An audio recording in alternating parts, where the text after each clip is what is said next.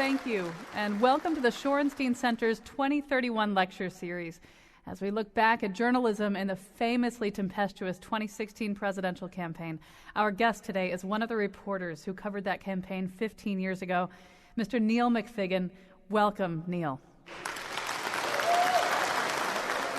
There's an amusing little typo in your bio. It says that you left political journalism right after the campaign and went to work for DQ. I assume that's really GQ, or maybe CQ, Congressional Quarterly? No, it's DQ, Dairy Queen. I really couldn't handle a lot of stress after the campaign, and my hands still shook for about a year, which was a problem with the chocolate-dipped cones. But I've really settled in since then. I like it at DQ. You always know what you're going to get. No weird surprises. Maybe you could tell us what parts of the 2016 campaign you covered. I started out on the fat-shaming story, but I got moved over to infidelity. I did sexual harassment on The Apprentice. I don't know. My trauma support group tells me I'm repressing memories of things I covered. Near the end, I got put on the crazy late-night tweeting beat, but my biggest story was the clowns in the kitchen scoop. And remind the audience about that?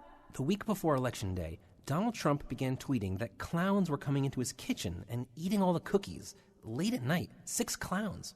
He could see them laughing at him, but no noise came out of their mouths. I see. That's when we knew he had gone really crazy. Ivanka tied him to a chair so he couldn't tweet, but then Giuliani and Christie cut him loose. Do you have any water?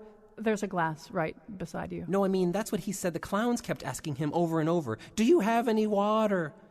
But maybe I will have a little water.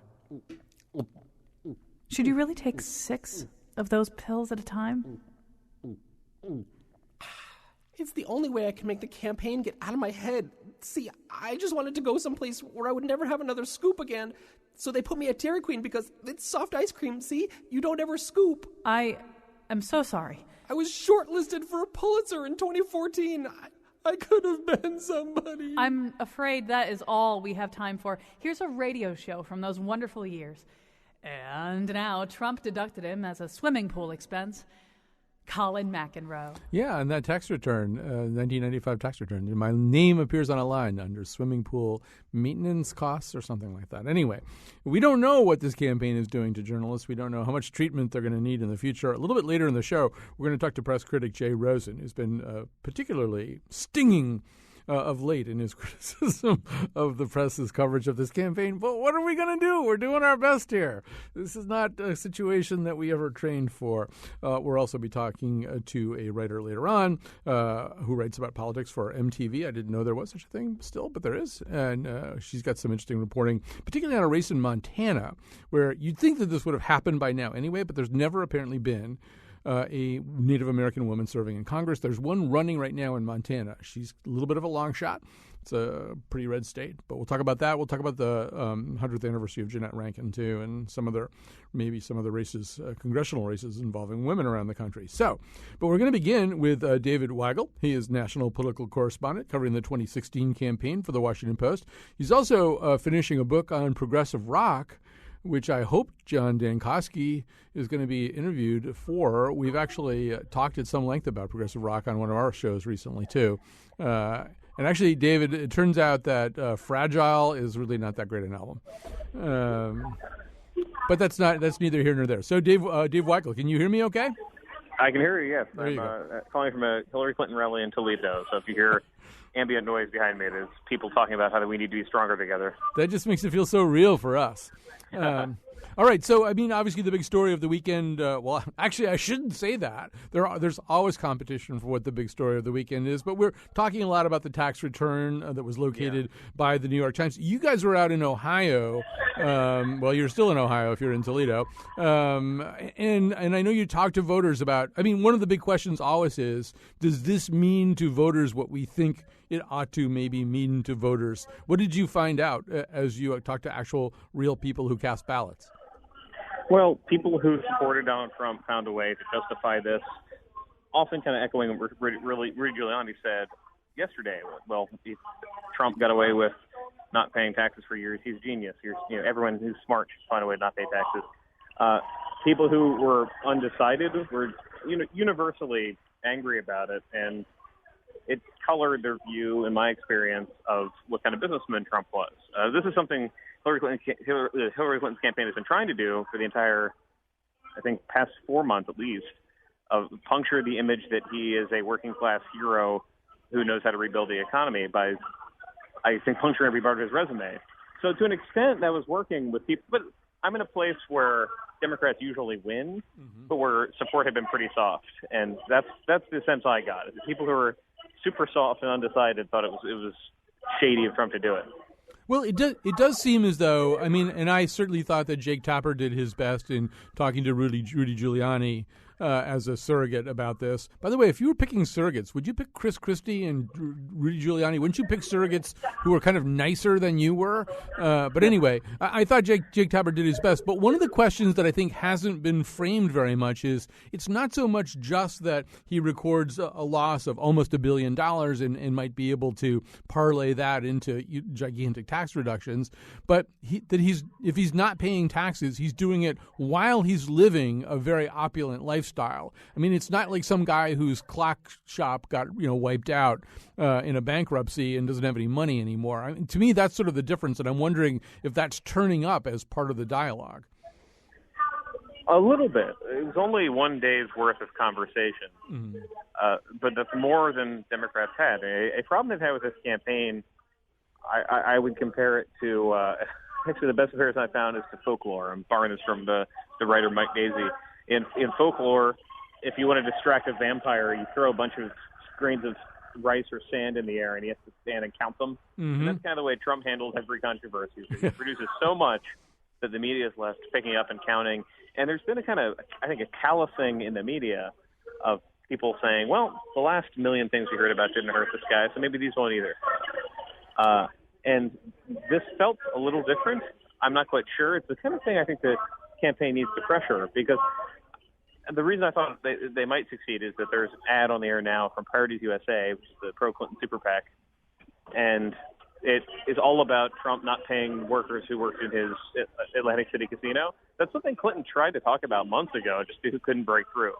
So this is the idea. This can be almost like a wedge or a funnel or something that gets that into the conversation, because that's the biggest problem Clinton has had that she can't control is getting any of these topics discussed in the week-to-week narrative.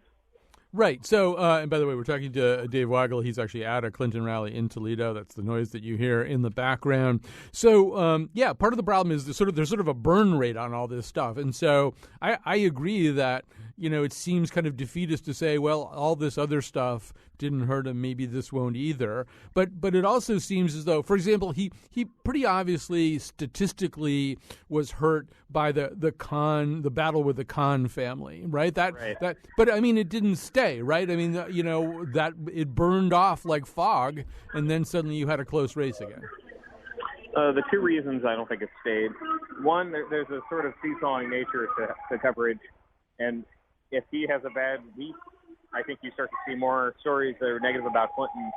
It's not like we have one big meeting where we plan this in the media. I noticed there's an A1 of the New York Times yesterday about Hillary defending her husband over affairs. That would not have cut through the fog in the Khan week. It's usually the week after.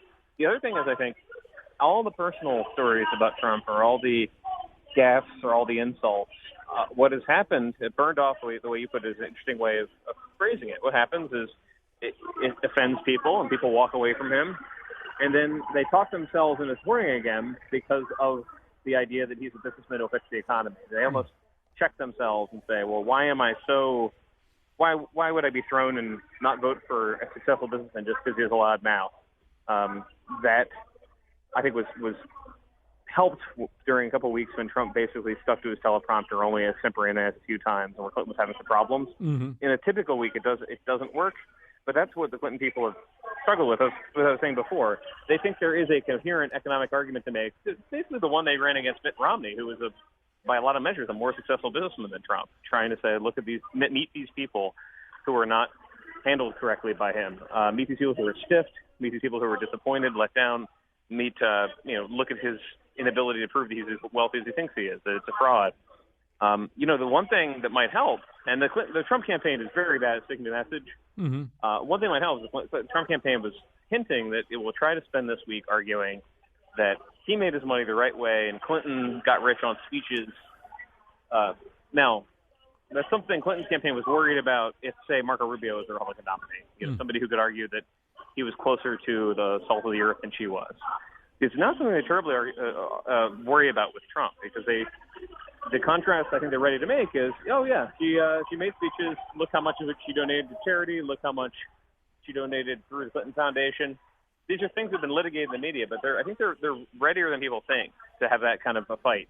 It is a fight, though. It's not just them pointing and sputtering at what Trump just did. It's an argument they have to make. And I said all that. It's very possible Trump just says something today that throws us all off again.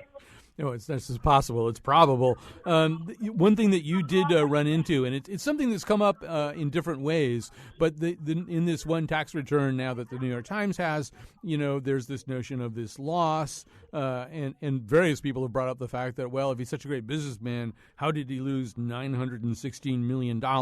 That's a lot of money. It's so much money that the person who prepared the tax document actually had to type that number with a Selectric because the software wouldn't put it in because it's too big. But you ran into, I think, a tool and die maker out there in Ohio who had an interesting take on that. Well, he was amazed that somebody could lose that much money in 1995, which was a really good economic year. Very few people lost money that year. There's actually a critique of Trump, more liberal writers, not really the Hillary Clinton campaign, made months ago, which is that if the guy just invested his inheritance, he would be as rich as he says he is. He just invested in stocks and ignored real estate. So that was what I think the Clinton people were excited about, is if there is a way to tell people this guy you thought was a successful businessman is actually kind of a joke and a failure, they've never been able to launch that argument, not even after Mitt Romney said so. Remember that, and Mitt Romney's kind of half-hearted, very passionate speech about why to oppose Trump, but kind of half-hearted follow-through. That was one of the arguments he made, is that he was a con man, he wasn't a real successful businessman. Right. So speaking of con men, one of the things that you've been noticing over the last maybe 48 hours or so, there's been, of course, this background noise for a long time of, not the stuff that we're talking about right now, the stuff that can be quantified or talked about or put on record, but sort of Drudge Report stuff that's sort of coming out there. Bill Clinton has a secret black sun. Hillary Clinton wants to do a drone strike on Julian Assange. There's this kind of crypto news. And I don't know, do you think it's coming from a specific place? Is it part of a coordinated strategy, or is it sort of a motor reflex on the part of the paranoid right? Some of it's coordinated. Roger Stone, who still on the outer circle advises Trump, is behind pushing a lot of that and says so. Roger Stone had a conversation with Assange that understandably he won't divulge details about, and he's multiple times, especially this week, is promising Assange will drop something any moment that will end Hillary. I actually think this is more harmful than not to Trump, because more than anyone I think we've seen recently runs for office, will embrace a conspiracy theory, will float it from the stage in the hopes that the press chases it. This has not always worked well for him. I think he might have overlearned the lesson of making fun of Ted Cruz's father over the National Enquirer story. It said he might have killed JFK. And he won the Indiana primary that day. I don't think that's definitely not why he won the Indiana primary. But he has this confidence that because Hillary's seen as untrustworthy, you can launch anything that's going to hurt her. That's being tested every week, I think. All right. Well, Dave Weigel, just before we go, tell us a little bit more about where you are right now. What kind of Clinton event is this that we hear in the background? It is a rally, an economic speech, I should say, in Toledo. Her first rally in Toledo of the year. I mean, she's been to Ohio, but not this northwest part of Ohio, which she won in the primary, although less convincing than when she won it 8 years ago. And the worry that Democrats have is that even if they win parts of the state like this, they're not getting the Democratic loyalty they used to. 8 years ago in the primary, there were twice as many Democrats voting as this year. So they're trying to pull those people back, and this is why this Trump story is so important to them this week. Yeah, they've got something to work with. All right, David Weigel, thank you so much for having us on. When you get near the book on progressive rock, let us know. Right. Thank you. Okay. Bye-bye. I just want to say quickly that the poll, one thing if you listen to the show a lot, was I don't believe in looking at one poll. You have to look at a lot of polls. But right now the polls are kind of trending in this direction of, maybe a fairly significant Clinton bounce from all this stuff. It's kind of hard to even know where the bounce is coming from. Is it the taxes, the debate, the Alicia Machado? It's so many choices, or just kind of the sense of kind of crazy talk coming from Trump at 3:20 in the morning when he's tweeting out stuff. But something is happening, and you can't put too much weight on this stuff because there's been a lot of noise in the polls, and the polls have been trending in a lot of odd ways. They seem to kind of revert back to a mean after the noise settles down. But it does look as though maybe Clinton has edged a little bit ahead, at least for now. All right, so we got Jay Rosen ready to go. We'll take a break. When we come back, we'll talk about how and why the press may have screwed a lot of this up.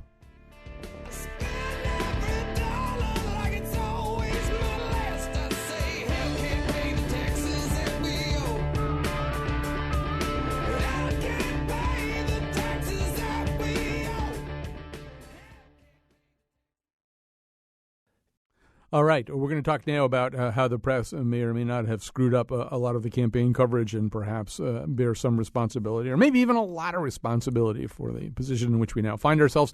Before I put Jay Rosen on, I want to say that will also be a big part of the conversation we have Wednesday night at Watkinson School. We're doing a forum with Republican Ross Garber, a journalism professor Vivian Martin, and journalist Danny Haar. It's called Honey, I Broke the Democracy. And we'd love for you to come. It's actually, there's a lovely dinner beforehand at 6, and then we go on at 7. It benefits local nonprofits who you will also meet there. And so you have to get on the watkinson.org website. It's at Watkinson School, and make sure you've reserved a place. But we'd love to have you there. And it's exciting to have Jay Rosen on, too. Jay Rosen is really one of the most astute critics of the press, analysts of the press. He teaches journalism at New York University. I'm teaching a course on the mass media and the presidential campaign at Trinity College right now, and I steal from Jay Rosen at every chance I get. He's the author of PressThink.org, where he does criticize the press and try to make sense of journalism in the digital age. He's had 2 posts up in quick succession of late about exactly what did happen and how, in fact, the press may have lost control of its ability to frame this narrative in a useful way. He's joining us now. Hi, welcome back to our show. Thanks, Colin. So I don't know if you want to begin in a particular place, but I mean, you do jump off from the place that basically the press has a plan, possibly a self-serving plan, to cover political campaigns, and it just didn't really fit the animal that they were trying to wrap it around this time. That's right. I sometimes compare campaign coverage to the Christmas decorations you have in your attic, and you bring them out in December and plug them in, and they work the same way they worked last time. And that's the way campaign coverage is treated. It's like a contraption that runs every 4 years, and everybody knows how it works. And the truth is that contraption depended on all sorts of norms and assumptions about the campaign and about the candidates that were invisible, or let's say less visible, because they had always been obeyed. Mm-hmm. And Trump comes along and breaks that contraption by violating all those assumptions and those norms, some of which are very serious norms of democracy, not just campaigning. And he doesn't crash and burn. He rises to the top of the polls and captures the nomination. This is a stunning series of events for which the campaign press was not prepared. Yeah, so you can sort of see this. You say political journalism rests on a picture of politics that journalists and politicos share. Now, you can see this. You can see a symptom of it. I mean, it's a much broader phenomenon. But a nice little snapshot of it, I would say, happened recently when Trump announced to all the people who were covering him that he was going to make a statement about his position on birtherism. He got everybody to this hotel. All the people who they do operate on this model that says the candidates going to tell you stuff about what he's going to do, and then you're going to go cover it. He's going to do it, and it's all going to work out fine. And you kind of need each other. He needs coverage. You need something to put on the air or elsewhere in your news hole. And then he showed up, and he didn't really do that until the very last second. He did a bunch of other stuff that was much more self-congratulatory. And there was quite, a lot of discontent about that. But in a way, it's a little symptom of the much larger disease you're talking about. Yes. And that was an interesting moment because I think there was something so bald about it, B-A-L-D, and not just manipulative, but almost cynical or defiant about it, that it crossed a kind of a line for a lot of people in journalism where they kind of got disgusted with themselves as well as with Trump for doing that. And then shortly after that, I think you'll recall the open declaration of Trump as a liar started to appear in the press. So that was kind of a moment, but there's so many other ways in which he violates not just expectations, but sort of norms of civilized behavior. Some of the ones that really concern me are campaign journalism assumes that while candidates try to elide or leave opaque parts of their record that maybe aren't so favorable to them, and they will, glide over facts that are inconvenient. They'll try and make strategic use of confusion. The overall assumption is that they're trying to get their message out. They're trying to clarify where they stand. They are trying to let people know what their positions are, for example.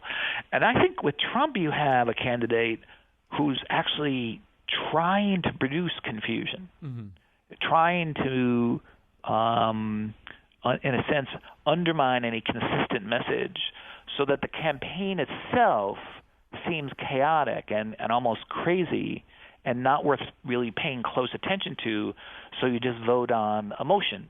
And if you had a candidate like that, I'm putting it as a hypothetical, I don't think it's a hypothetical, but if you had a candidate like that, then all sorts of rituals of campaign journalism don't make sense anymore. And I think this is what I have argued that is the predicament of the press, is that they are using practices that depend on assumptions that are no longer reliable.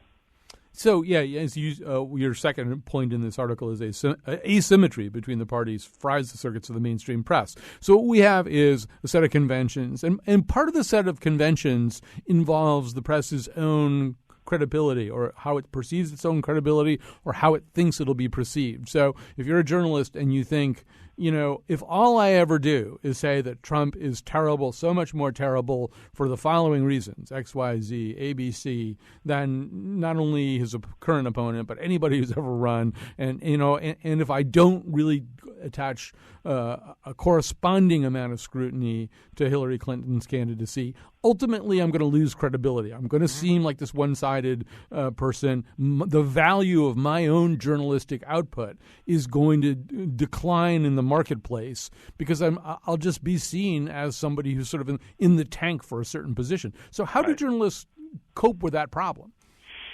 Well, it is a big problem, and they tend to think, as you said, that they've got to sort of even it up. One of the consequences of that is that distortion of the news that drifts to the ends, towards the Democratic end or the Republican end, is considered a problem. Distortion that bunches towards the mean is not. And that's what he said, she said, or symmetrical coverage is. Now, it's taken them a long time, but they've started to cope with it by saying, look, Hillary Clinton is a typical politician. All politicians will bend the truth to gain advantage. If they think they can get away with it, they will lie. She is conventional in this sense, and Trump is in a whole other category. And they'll try to make this point where they're not saying Hillary Clinton is an angel and she has her problems too, and then there's an attempt at least to provide some sort of proportion. And sometimes that works, sometimes it doesn't. It took a long time to get there. But I think there's a deeper problem, which is that Trump, as I said, is running against norms of democracy that are far more fundamental than anything like positions in a debate. So, for example, what I mentioned, producing confusion, the whole idea that we should know where a candidate stands before we vote for them, he's running against that. He is running against the basic values of pluralism and tolerance that created the United States, which, as you know, doesn't have any official religion. So there's this other, it's almost like an extra constitutional threat that his brand of politics represents.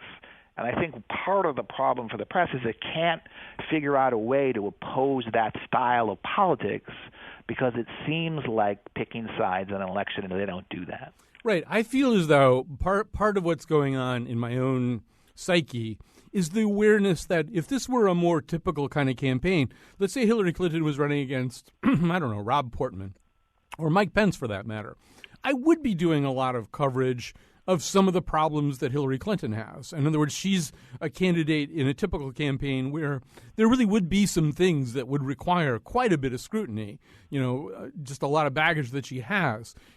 But what you're suggesting, and Jim Rutenberg has suggested it too, and a lot of other people, is we just have to cover this a different way. And you do sort of wonder if people are going to accept that from us, though. I mean, or should we just not worry about whether people accept that from us? Well, part of the puzzle here is that they may not, especially the 40% or so of the country that is committed to the Republican Party. And it's not even clear that the hardcore faction that Trump has captured is even listening to anything that the news media said, or it's even worse than that. That if it's in the mass or mainstream media, it's probably worth mistrusting. So that result of culture war and propagandizing against the mainstream media, using it as an element in politics, has gone so far that it's not even clear that that's a persuadable public anymore. Even further than that, I think there's been a use on the right of a method I would call verification in reverse, where journalism tries to nail things down and verify them and determine that they're true using sources and records and documents and investigation. But you can take something that's been verified and try to introduce doubt about it. And when you do that, a lot of energy is released, and you can try and power a political movement or a campaign with the energy released by verification in reverse. And Trump, especially with the birther controversy, but other things as well, uses that kind of energy all the time. So it's not just that they're not listening to journalists. There's actually a political movement here that is being powered by the rejection of journalism. And that, again, is something I don't think our press corps knows how to oppose that or even to deal with it. Yeah, I think also another thing that Trump has discovered, and political operatives in both parties, we know that in their more private moments, they have a fair amount of contempt for the press. And they'll say stuff like, well, if you throw a stick, they'll go chase it. Mm-hmm. And so Trump will say, well, I didn't start the birther movement. Hillary Clinton started the birther movement. Or like over the weekend, the New York Times, as I'm sure you know, ran a big story about Hillary Clinton's role in defending her husband and her family against the infidelity problems of the past. I mean, that's a story that was almost ordered at a takeout counter by the Trump campaign. There was no reason to do the story except that Trump has floated this kind of trial balloon thing that, it's this story that it's an accusation he hasn't made, but he could very easily make. He might make it soon. And by now he's made that accusation. The Times feels some obligation to go and deeply report that. So, but I don't know. I mean, it's like if you don't go and chase the stick, then you're open to a different set of charges, the ones that you're talking about, the ones that are basically directed at the journalistic establishment. Yeah, true. But if you had an independent way of determining for yourself, not by listening to the opposing candidate, but for yourself as journalists, what the important issues and problems are in the campaign that the public, readers, viewers, listeners, want the candidates to address. If you knew that yourself on your own authority, through your own research, through your own listening, then you wouldn't be tossed about through this tempest of charge and countercharge. You would have an independent handle on the campaign, on the race, and a bond with the public, with the voters, that the candidates can't shake. But that's not how campaign journalism has been done. It's been done as a horse race where the candidates get to set the terms. You react to what they're doing as well as to the polls and who's ahead. And again, that's the Christmas tree. That's the Christmas decorations. You take it out, you set it up. It runs the way you think it's going to run. You know what's going to happen. There's the early primary season. There's the intense primary season in the spring. There's the winnowing of the field. There's the conventions. There's the debates. There's the home stretch. Everybody knows how it works. And this year has completely disrupted that. Okay, I'm going to give you this theory that I have, which you're going to hate because it diffuses responsibility too much. But it's something that I've talked about in my class, and I'm pretty sure I stole part of it from somebody, maybe even from you. But so I sort of talk about why does the press do what it does during a campaign? And I say there's sort of four factors. One of them is just chasing money, eyeballs, viewers, clicks, whatever they're chasing. We know that Trump has been good for that. Early on in the campaign, in the primary season, there's no question. He got a disproportionate amount of basically earned coverage because he was good for the bottom line. Les Moonves and Jeff Zucker and people they've openly talked about that. So that's number one. Number two is the mission of any individual press platform. So Politico thinks it's doing something different from what Fox News does. Fox News thinks it's doing something different from the New York Times does, and so on and so forth. Every institution has an essential compact with its readers and a vision of what it thinks it's doing. Number three is sort of what the candidates actually do. I mean, they do stuff, and you have to make decisions about how you're going to cover it. They say things, you have to decide how you're going to react to it. And number four is it's sort of the mirror of the first one, which is what readers actually like and want, and what they're eager to have from you, which is not disconnected from the first one, which is money. And so here's my theory, the part you're going to really hate, which is that it's kind of like a Ouija board. People, I think the way a Ouija board is that everybody puts their hands on the pointer and everybody kind of pushes, and the pointer moves, but it isn't just by one person pushing. It's an intersection of different forces. And I feel like at least those four things that I talked about kind of conspire to drive coverage, sometimes in a way where the press couldn't even really articulate why it did what it did and whether or not that made sense. Mm-hmm. Yeah, I don't disagree with that. I think that's a good explanation for how things work in a complex system like this one, where you have lots of pushes and pulls and many players. But you left something out with your four factors there. I figured. A really important factor that isn't in your description is certain things journalists do, they do to avoid criticism or protect themselves against criticism. Yep. And they don't necessarily know they're doing that, or sometimes they do. They don't always know it. They don't always admit it. But I feel that's like a huge factor in how they operate. And there's a reason for it. It's not just defensiveness on their part. The reason is that journalism is done under difficult conditions, and it has to emerge daily or sometimes even hourly. And the demand is to publish whether it's ready or not, and whether you've checked it out completely or not. And despite the fact that journalists are serious about accuracy and they have generally very high standards for things, all kinds of stuff is published that isn't necessarily completely reliable because there's no time. And the work of the journalist is exposed to criticism every day by everyone all the time. Who doesn't feel entitled to criticize CNN? Nobody.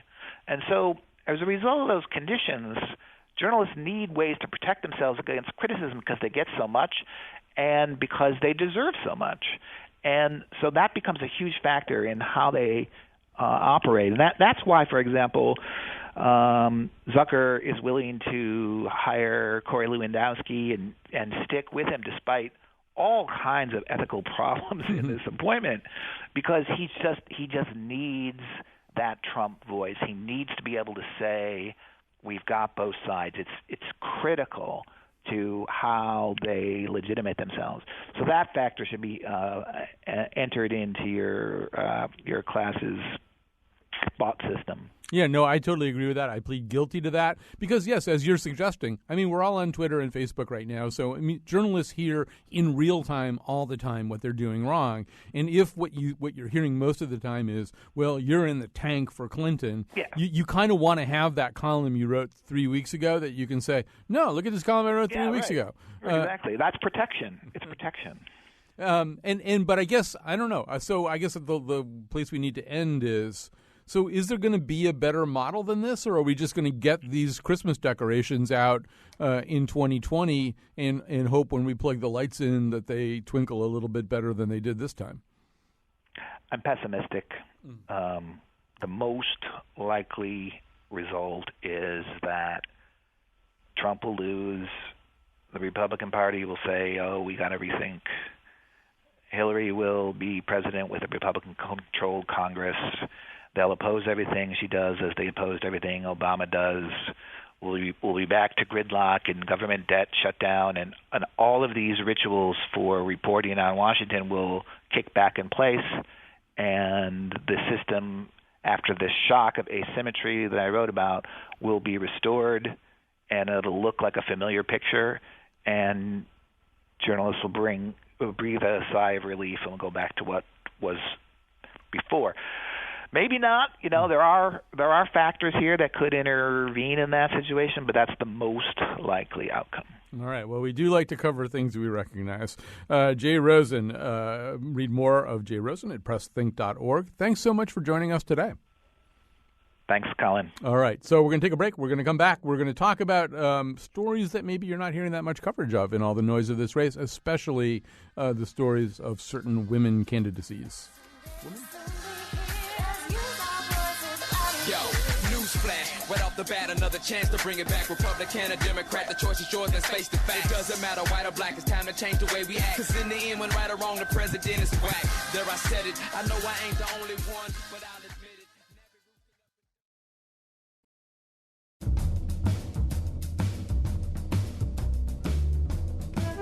Today's show was produced by Betsy Kaplan and me, Kyone Wolf, with financial support by the Trump Family Foundation, the Clinton Family Foundation, the Trump Clinton Foundation, and the Bush Family Summer Camps.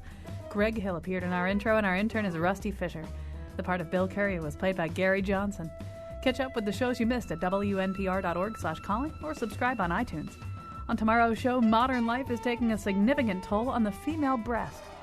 And now, back to Colin. All right, we are back. Another quick reminder, October 5th, Wednesday, is our forum at the Watkinson School. We'd love to have you there. So there are stories in this campaign where the presidential top ticket tends to suck up all the oxygen. There are stories that nobody really pays attention to, or at least people don't pay enough attention to. Jamie Fuller, our guest right now, who writes about politics, happened across one of them. She calls it the historic congressional race that nobody's watching. So, Jamie Fuller, first of all, let's set the stage. 100 years ago, Jeanette Rankin became the first woman elected to Congress, and she was from Montana, right?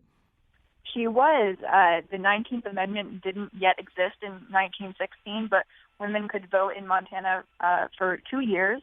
She became the first woman in Congress, and she also ran again in 1940 and holds the distinction of being the only person in Congress to vote against both world wars. Yeah, that's a pretty remarkable kind of span of two different elections. So the story that you're reporting on this week is about Denise Juneau, who is attempting to do a similar thing in Montana, although she's got some things that make her even a little bit more different. Tell us about Denise Juneau. Am I saying it right? Is it Juneau or Juneau? Yep, it's Denise Juneau. And the funny, well, I don't know if it's funny to say this, but Jeanette Rankin was also the last woman to get in Congress in Montana. So if Juneau won, she'd be the first woman in Congress from Montana since 1940. She'd be the first openly gay woman to ever serve in Congress from Montana, and she'd be the first American Indian woman in Congress ever. Which seems, first of all, amazing that this would be the first that, in the long history during which this has been possible. It hasn't happened. So, so all of those things make her quite remarkable. Now, Montana is a pretty red state. I think we basically know its electoral votes are going to go to Donald Trump, barring some kind of miracle or something. Then those things do tend to be happening in this campaign. So how good a chance? Obviously, there's not coattails. What is Denise Juneau pinning her hopes to instead? Well, that's always the hard thing about trying to figure out what's happening in these rural districts. I don't know if your listeners will know, but Montana only has one House district. It's the largest by population in the entire country and the second largest by size. So you're working with a lot of people, and it just makes up the entire state. So if the electoral votes go to Trump, the voters usually do too. So, but Montana also is notorious for split ticket voting. So you're counting on that. You're counting on the historical excitingness of your race to help you out, and just hoping that you can have voters think of you as an independent from what's happening in the race above, which everyone who's watching this race knows is very hard when you're dealing with a presidential race like this one. Does she have a particular issue or two issues that she's really emphasizing? Well, public lands are always big in Montana. They're big all across the West in races up and down. This year, she's also talking a lot about tribal sovereignty. She grew up on the Blackfeet Reservation. Her family is big in American Indian politics in Montana, so she knows what she's talking about there. And she's also been the superintendent of public education since 2008. So that's obviously a big issue too. So this race, although you're saying correctly that it competes for attention with the national race, which gets more attention, it does have a little bit of echoes of the national race, the way that you've reported it, Jamie Fuller, including the notion that you on the one hand have Denise Juneau, although Hillary Clinton obviously is not a lesbian Native American woman. There's this sort of sense of the person who's kind of come up through the meritocracy. It's an even more extreme case with Denise Juneau. Obviously, she's born to very humble circumstances. She winds up eventually, after really some ups and downs and bumps and bruises, at Harvard for a graduate degree, right? Mm-hmm. And you want to say a little bit more about that? Yeah, no. She's been all over. Her mom was the first American Indian woman in the state Senate. Her dad was on the tribal council, so political background, and then her family's really big in education. So you have that background. It's very Montanan in a way, but it's also not something that we've ever seen in Montana in Congress. And then you have the other parallel I draw is you have the current representative, the incumbent, Ryan Zinke, who was one of the few representatives who was at the Republican convention with Donald Trump, and also is very big on law and order and national security in a way that you hear echoed on the national stage. Yeah, and so he's a former Navy SEAL and very vocal on a lot of these issues. And once again, you feel I don't know. I've never even been to Montana. I don't know anything about Montana at all. But, my crude, superficial impression of Montana is that's going to probably play a little bit better with the Montana electorate, a guy who's who's a former Navy SEAL and, is kind of saluting all the right flags, so to speak, as opposed to somebody who maybe does look to Montanans like kind of the local version of Hillary Clinton, somebody with, some pretty impressive academic credentials and some pretty impressive credentials even within the world of the government itself. I don't know, with the mood of change that's afoot in the land, the rejection of intellectual credentials, and the notion that people who've been in the government for a while and know how to run things are actually a problem rather than a solution. Seems like she's... Yeah, go ahead. Zinke has all the benefits of being an incumbent. You have the conservative base. And on top of that, the biggest thing that I haven't mentioned is we have no polling on this race. There's no money for polling in Montana. You usually get one poll if you're lucky for these kind of races. So we have no idea where this race stands. So that's what part of the reason why I was drawn to at this point, because you have all of the historical stuff that could happen. You have national readers who don't really know what it's like on a American Indian reservation or what it's like to campaign in a state district that's so large. But we really have no idea where this race stands.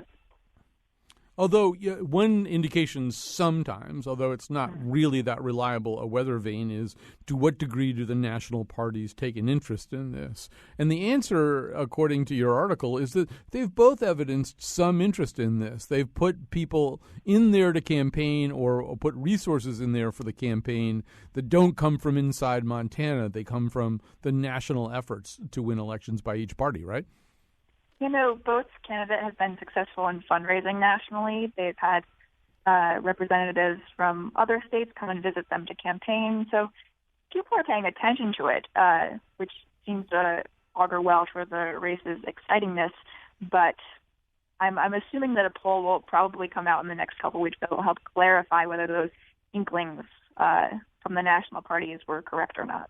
I mean, it seems also one of the questions is going to be, in terms of the people who might support Denise Junot, is how enthusiastic are they about voting, right? I mean, this is the same problem that Hillary Clinton in some ways is still trying to deal with, is does she have an enthusiasm gap? Do people who should support her or do support her ideologically, who see their interests as coinciding with their own, do they plan on voting? Are they going to get out to vote? I assume that's actually one of the big questions for Denise Junot. Can she turn out what should be her base?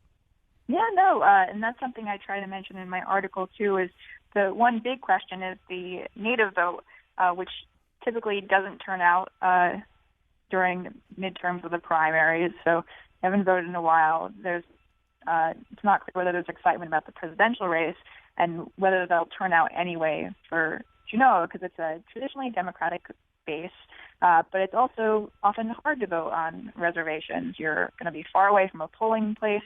If there's polling places brought to the reservation, they're not going to have the same hours often as a traditional place. So those are all big questions that have yet to be answered, too.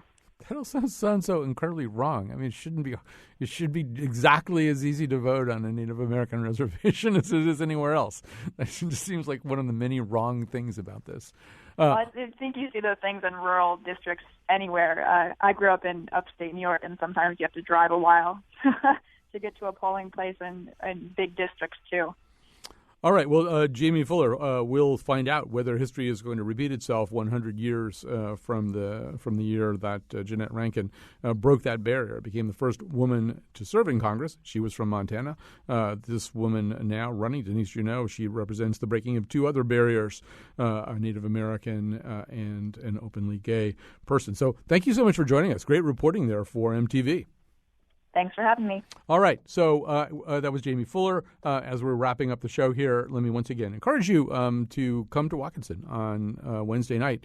Come join us for dinner, late dinner served beforehand, and then we'll be in the amphitheater for a conversation about kind of not just about the press, but everything. What went wrong and how broken are some of our basic institutions that allow us to have elections that go in a reasonable, peaceable way, and how are we going to put them back together? It's a tall order for our panel, but they can do it.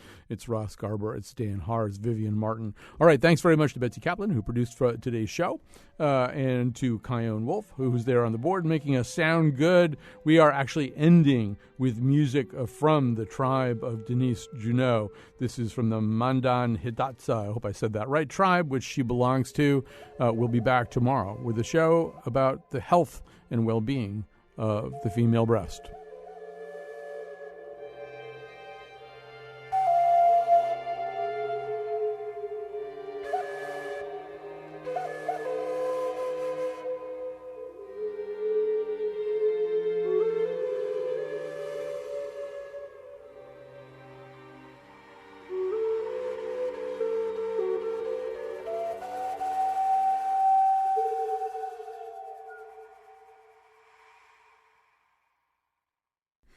The last time that Trump paid any taxes, Clarissa could explain it all. So, Clarissa, if you're listening, and I'm pretty sure you are, can you explain this?